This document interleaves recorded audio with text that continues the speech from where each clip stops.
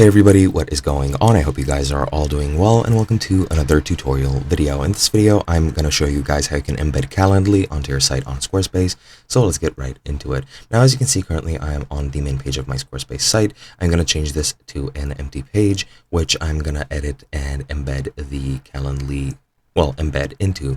Now I'm just going to edit this page right here. I'm going to delete any things that I don't need. I'm going to remove one section because I don't need it.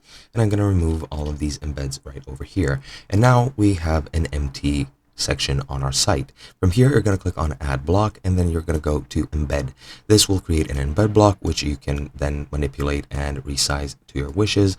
I'll make it as wide as the entire page. And now we can go and click on edit and then go into code snippet and click on embed data. From here, you're going to go into your Calendly account. As you can see, currently I'm logged in. Then you're going to go into your event types and here you'll find all the event types that you've created.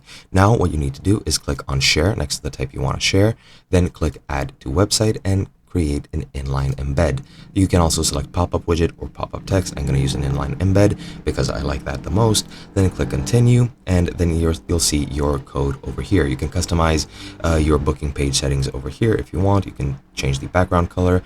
I'll change it to something a bit more brown. Let's say, for example, this over here. Just make it a bit lighter just to match my color of my background as much as I can. You can also add the hex code of the color if you want, but that should be it. Then click copy code. And once we copied the code, go back here and paste the code over here into this embed section. Then click preview in safe mode, because if you're logged in and editing, you can't see the script work perfectly.